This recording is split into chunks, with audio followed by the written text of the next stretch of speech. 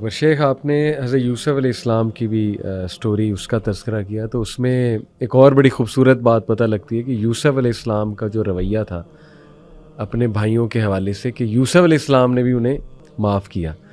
تو کسی کو معاف کرنے کا کیا حدیث میں ہمیں، قرآن و حدیث میں ہمیں اس کے جو ہے وہ کیا وہ ملتے ہیں فضیلت؟ سبحان اللہ. دیکھیں آپ نا اس کو ایک اور واقعے کے ساتھ اٹیچ کر لیں. جی. کہ جب واقعہ افک ہوا ہے نا، حضرت عائشہ صدیقہ رضی اللہ تعالیٰ عنہ پر بہتان لگا، بالکل، تو اس میں جو لوگ انوالو تھے اس میں ایک مصطح بن اساسہ تھا. جی ہاں، جی ہاں. اور مصطح بن اساسہ ان لوگوں میں سے تھا جن کا وظیفہ حضرت ابوبکر صدیق رضی اللہ تعالیٰ نے مقرر کیا. ایسے ہی.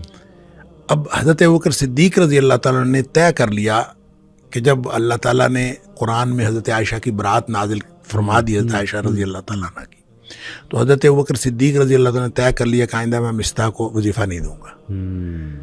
اللہ اکبر. تو اللہ تعالیٰ نے قرآن میں یہ فرمایا کہ کیا تم یہ نہیں چاہتے کہ اللہ تمہیں معاف کر دے؟ اللہ اکبر، اللہ اکبر. اگر تم یہ چاہتے ہو کہ اللہ تمہیں معاف کر دے تو پھر اللہ کے بندوں کو بھی معاف کر دو. واہ، سمپل از دیٹ. کیا بات، کیا بات. جب اللہ کے بندوں کو معاف کرو گے تو پھر اللہ سے معافی کی توقع رکھو. کیا بات. اور اگر آپ اللہ کے بندوں کو معاف نہیں کرتے تو پھر اللہ سے کیا توقع رکھتے ہو کہ اللہ تعالیٰ تمہیں معاف کرے؟ سبحان اللہ. تو یہ تو اصول ہے سیدھا سادہ سا صحیح. کہ آپ لوگوں کو معافی دیتے رہیں گے تو اس سے، وہ ہمارے ایک استاد محترم کہا کرتے تھے کہ جب آدمی صبح گھر سے نکلے نا صحیح تو اس کو دونوں جیبیں معافیوں سے بھر کے نکلنا چاہیے. ایک جیب وہ جس میں معافیاں دینی ہیں اور ایک جیب وہ جس میں معافیاں مانگنی ہیں. صحیح. لہٰذا جہاں تھوڑی سی غلطی ہو وہیں فوراً معافی مانگ لیں، اور جہاں کسی سے تھوڑی سی غلطی ہو وہاں فوراً معافی دے دیں، تاکہ شام کو جب واپس آئے تو کوئی چیز اس کے ذمے نہ ہو.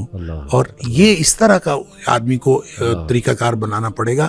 مگر نہ اللہ سے معافی مانگنا، اللہ سے معافی مانگنا آسان ہے، معافی لینا مشکل ہے. کہ جب تک آپ اپنے آپ کو اپنے ڈٹرمنیشن کے ساتھ، جو پہلے بھی ہماری بات ہوئی کہ توبہ کی کوالٹی کا مسئلہ ہے، اللہ تعالیٰ کی طرف سے معافی دیے جانے کا یا توبہ کی قبولیت کا کوئی مسئلہ نہیں. کیا بات ہے، کیا بات ہے. اور یہ بھی آپ نے بڑی خوبصورت بات کی کہ دیکھیں دوسروں کے کام آنا، جیسے وہ نبی اکرم صلی اللہ علیہ وسلم نے ان صحابیوں کو کہا کہ آپ اپنی خالہ کی خدمت کرو، والدہ نہیں حیات.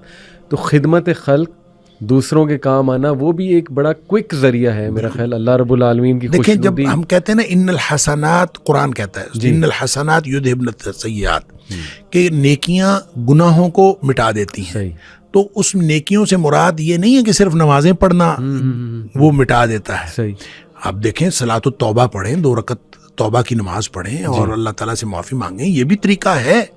لیکن نیکیاں وہ ہیں جو آپ ساری دنیا سے، جو آپ کی زندگی کے اندر انوالو ہے، سب سے نیکی کرتے ہیں. اس میں حقوق اللہ والی نیکیاں بھی شامل ہیں، اس میں حقوق العباد والی نیکیاں بھی شامل ہیں. جب وہ نیکیاں کریں گے تو آپ سمجھ لیں کہ توبہ اس کے ساتھ جڑی ہوئی ہے. اب آپ ان نیکیوں کے ساتھ توبہ جڑی ہے، نیکیاں کرنا شروع کر دیں تو خود بخود جو ہے وہ جو 99 قتلوں والی حدیث ہے اس میں بھی تو یہی کہا گیا فاعبد اللہ معہم، جا کے ان کے ساتھ بندگی شروع کر دے. بالکل ٹھیک. کوئی نہ تو چلا کاٹنے کے لیے کہا گیا، نہ اس کے لیے کوئی خاص جا کے کہا کہ ان کے ساتھ جا کے بندگی شروع کر دے.